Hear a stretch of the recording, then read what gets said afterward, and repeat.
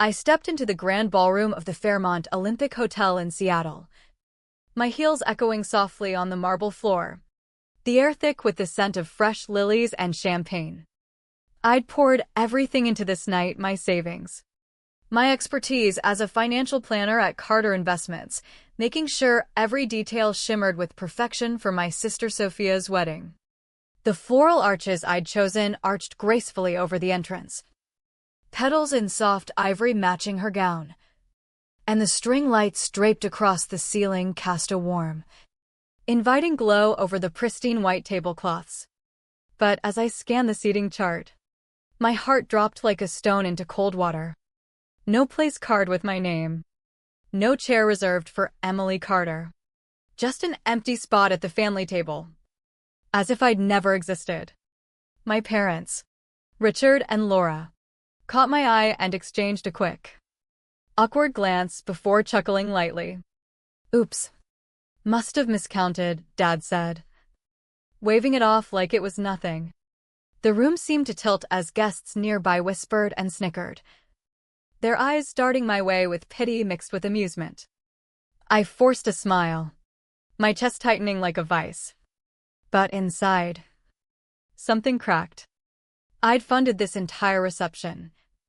Yet here I was, sidelined like an unwelcome stranger in my own family story.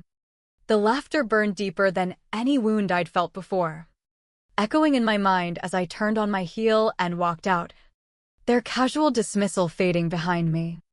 In that moment, the years of quiet endurance snapped. I knew I had to do something they'd never forget, something to turn their smug grins into frozen shock. But to grasp why that empty chair shattered me, you need to rewind to our childhood in the rainy suburbs of Seattle. Sophia and I were thick as thieves back then, her 3 years older, making her my unbreakable idol. At 7, I'd follow her through our backyard, copying her flips on the trampoline, sneaking her sparkly barrettes into my hair. She'd giggle, braid my messy locks, and show me how to win over teachers with a sweet grin. We'd team up on science fairs, construct epic pillow forts, and share secrets under the Pacific Northwest stars. I gave her the spotlight without a second thought. If she eyed the last Oreo, I'd hand it over, glowing from her quick hug. Sophia was my North Star, and I was content in her shadow, believing that's what sisters did. As we hit our teens, the cracks started showing. Our parents began treating us like we were from different worlds. Sophia, at 16, got a shiny new wardrobe for her school theater auditions, paid for straight from Dad's wallet as a software engineer. Me, I got her faded hand-me-downs, my pleas for sketchbooks dismissed as just a hobby. "Art's not a stable path," Mom would say when I gushed about graphic design in high school, her eyes glazing over. Sophia's marketing dreams are practical. They'd light up at Sophia's pitch ideas, even when her school campaigns bombed spectacularly. By college, it was worse. Sophia's half-baked ad concepts for campus events got Dad's cash for essentials like trendy sneakers, while my savings from weekend gigs at coffee shops went unnoticed. I'd overhear them at dinner parties, boasting about Sophia's creative genius, while my perfect report cards earned a pat on the back and nothing more. Sophia's early career was a string of flops, a big marketing pitch that tanked when a client called her sloppy, losing her firm a key account. But Mom and Dad rallied around her, praising her hustle and quietly paying off her mounting bills. My passion for finance met with eye rolls. At 19, I presented Dad with a mock investment portfolio, hoping he'd see my drive. As a tech guy who prized security, he just scoffed. "To gamble, why? Emily, stick to something safe." Meanwhile, Sophia scored funds for a glossy marketing stunt that never launched. The favoritism wasn't subtle, it was a constant drip, eroding my sense of belonging. Yet I clung to the old bond, texting Sophia offers to brainstorm her budgets with my growing finance skills. "No thanks, little sis," she'd reply, her tone dripping with superiority. Mom and Dad ate up her confidence, blind to the failures piling up. My wins, a full-ride scholarship. My first freelance design client, barely registered. They'd dubbed Sophia their trailblazer while I got a mumbled, "Good job." Still, I kept reaching out, mailing birthday cards, suggesting sister lunches, desperate for them to see me as equal. The divide grew sharper in our 20s. Sophia's marketing gig sputtered, another botched campaign, a denied promotion, but our parents kept this safety net taut, calling her mishaps growth opportunities. My internships at investment firms, my all-nighters crunching market data? That's nice. Dear, they'd say. Distracted. I'd share a big scholarship win or a client breakthrough, only to hear crickets. I felt like a ghost in our family home. But blood is thicker than water. Right? I invited Sophia for brunches, sent care packages to Mom and Dad, keeping that door cracked open. Deep down, I believed one day they'd value my quiet strength. How foolish that seems now. The favoritism wasn't a phase, it was a blade, slowly carving us apart. Sophia basked in their glow, while I scraped for crumbs. I kept trying, kept hoping, but the fractures were deepening, waiting for the quake. After college, I built my empire from the ground up. At 29, Carter Investments was thriving in Seattle's bustling financial district. My office hummed with clients, from tech startups to retirees, all trusting me to safeguard and grow their futures. I'd just closed a deal with a software firm, tripling their portfolio in 18 months, landing me a feature in the Seattle Business Chronicle as a rising star in wealth management. I ran workshops, mentored aspiring planners, and watched my firm's logo shine on the downtown horizon. Each victory was hard-won proof I didn't need their validation. But when Sophia announced her engagement to Michael, I saw an opening to bridge the gap. Mom called one crisp fall day. Her voice clipped, "Sophia's wedding's at the Fairmont Olympic. You're handling the bill." I agreed, thinking my generosity might finally earn a place in their hearts. As a planner, I could swing the deposit for that opulent ballroom with its soaring ceilings. I threw myself in selecting ivory lilies for the tables, their delicate blooms echoing Sophia's elegant vibe, and arranging fairy lights to weave a magical canopy overhead. Every choice felt like a thread stitching us back together. But my family had their script. They chose the Fairmont for its prestige and ballooned the guest list to 200 old friends, work buddies, distant relatives to flaunt the spectacle. Mom bragged about the venue to everyone. Dad lauded Sophia's eye for perfection in curating the crowd. My part, footing the reception and curating the decor? Invisible. I texted Sophia about the lilies, buzzing with excitement. "Whatever," she shot back, flat as pavement.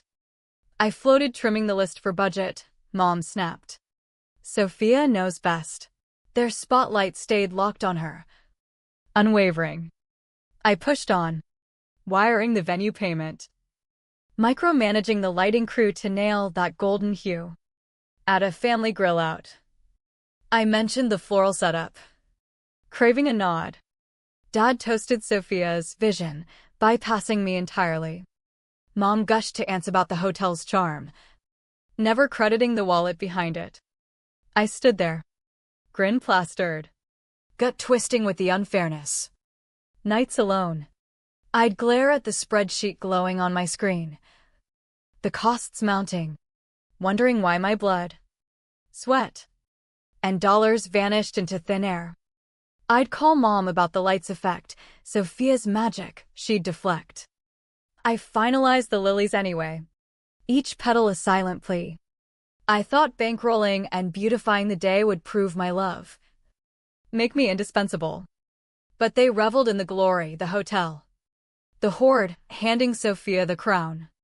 I was the phantom financier, erased. Yet hope flickered, picturing them toasting me amid the glow. That thread was unraveling.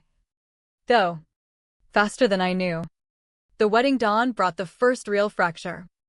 I arrived at the Fairmont, heart pounding with fragile optimism, in a sleek charcoal dress meant to complement Sophia's radiance.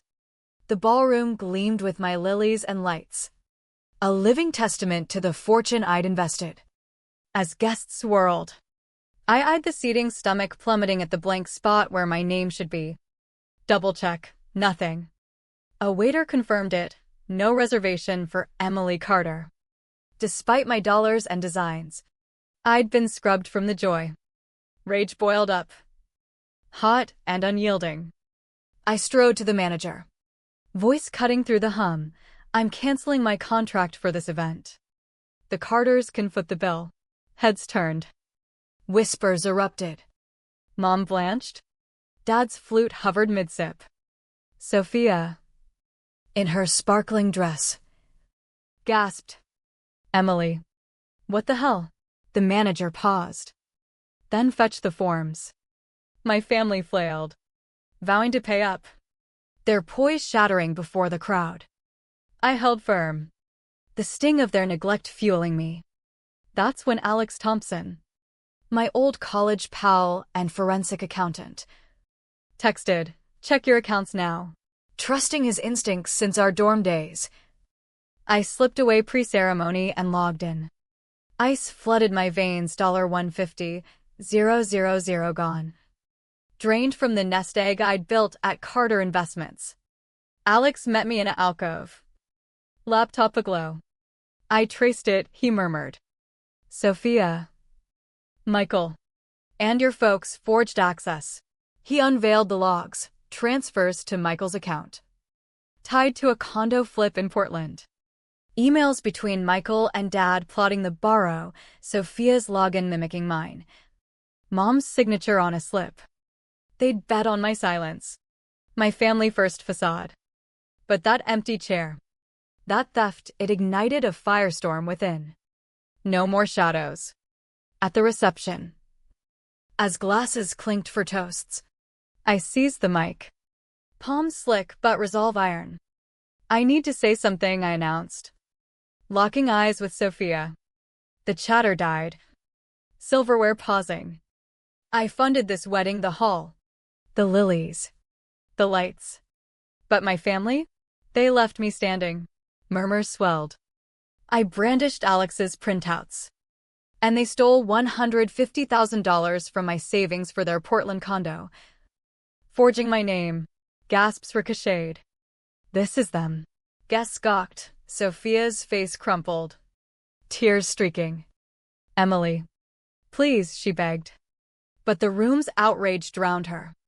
Michael flushed, stammering denials. Mom gripped Dad's arm, panic etching her features. Dad tried intervening, but a cousin demanded truth.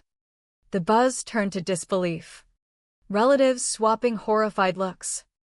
I laid the papers out, letting facts sear. Their facade cracked wide open before Seattle's elite. I exited, the burden lifting with each stride. They'd mocked my erasure, now their greed faced the music. No backward glance. A week post-wedding, the puzzle deepened. The Fairmont scramble had them reeling to settle up. But Sophia's forgery haunted me. Alex met at a dimly lit cafe near Pike Place. Laptop ready. Here's the trail, he said. Screen illuminating transfers to Michael's name. Sophia's digital scribble aping mine. It funneled to a Portland realtor, a down payment. They faked it all, Alex confirmed.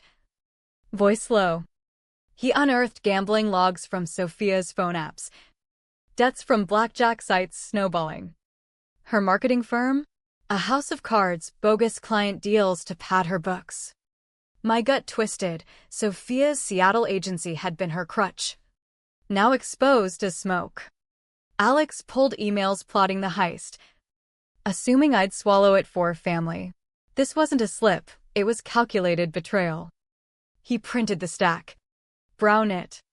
You've got ammo to fight. I nodded. mind whirling. This severed any lingering thread. Next morning, I stormed Sophia's office in Belltown, bypassing the receptionist, pulse thundering. She looked up, color draining as I slammed the docs down. Explain. She scanned, eyes flicking escape ward. It's not, I cut in, you forged me. Stole for a condo. Faked deals to hide your gambling. She fidgeted, pen twisting. We needed it. Emily. You've got it all, your firm. Success. I thought you owed me for always being the golden child. Owed her? It stung like venom. I bankrolled your wedding. Picked every damn lily. And no seat? Now this. Defiance flashed in her eyes. You're the perfect one. We just needed a leg up. I leaned in. Voice steel. That's theft. The door flew open. Mom and Dad barreled in. Flushed. What are you doing? Mom barked. Dad glowered. You wrecked the wedding. Now harassing her. I held up the papers. They stole from me. Mom's gaze softened to Sophia. True. Sweetie. Sophia nodded. Sniffling. Dad erupted. Selfish. Emily. Julia, Sophia, needs help. You're too wrapped in your spreadsheets. Mom jabbed. You humiliated us. Canceling mid-event. Family lifts each other. I stared. The echo of old wounds ringing. Support? You erased me from her day. Defended theft. Dad advanced. You'll regret this. We're blood. I met his stare, not mine. To Sophia, keep the cash. But you're cut off. I left. Their yells muffling as Alex waited curbside. They owned up. Justified it. He revved. Next. Resolve solidified. We dismantle. Their retaliation was frantic. Days later. Whispers snaked through Seattle's finance scene. A client rang. Edgy. Heard you botched investments. Risky plays. Another emailed ethics worries. I traced to a forum post anonymous, but laced with insider dirt, my roster. Deals. The source? Michael's email. Looped from Sophia's work. A Chronicle tip accused record fudging. They aimed to gut my rep. Raise Carter Investments. In my office. Hands shaking over the claims. Fury mixed with fear.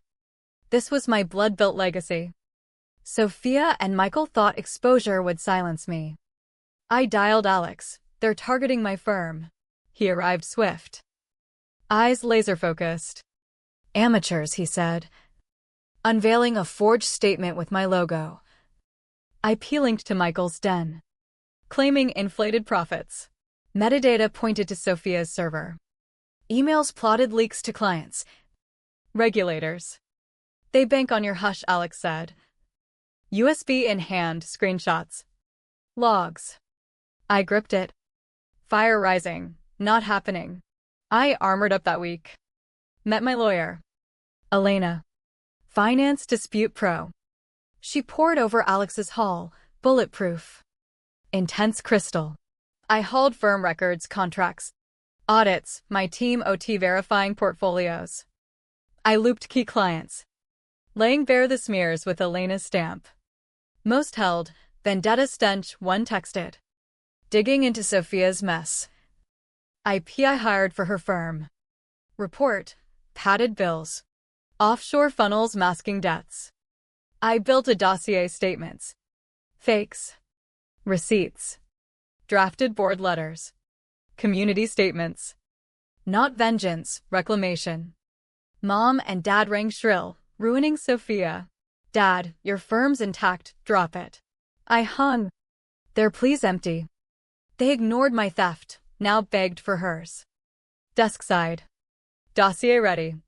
Heart calm. Justice incoming. My endgame struck hard. Weeks on. Sophia pitched a flashy campaign to a tech startup, my client, eyeing a Carter loan to buoy her sinking agency. The CEO called for vetting. Her projections? Ballooned. Propped on my backing. Over coffee at a trendy spot. I spilled. Forgeries. Debts. Can endorse. He axed it. Sophia's firm capsized sans lifeline. I unleashed the dossier online via a business forum, evidence viral in Seattle's web. Shares exploded. Shameful, comments raged. Clients fled. By month's end. Agency shuttered. Sophia jobless. Rep shredded. Ripples hit home. Dad, once esteemed engineer, fielded clinic snubs over his blind defense. Mom, PTA staple, got iced from events. Their salvage dinner flopped. Guests bolting. Word came, they listed the house for debt/legal hits. Facade pulverized into pity. They pleaded via texts. Voicemails, mom begging fixes. Dad demanding retractions. I blocked. Relocated office. Swapped numbers. Michael apologized half-assed, deleted. Done. Carter thrived, bank contract landed. Team grew. New Riverview condo symbolized rebirth. Alex and I toasted. I mentored women in finance. Story fueling them. Lesson etched. Family defined my worth as lesser. Thieved my fruits. Denied my seat. But values self-made. Cut toxic binds. Forge ahead. You're worthy.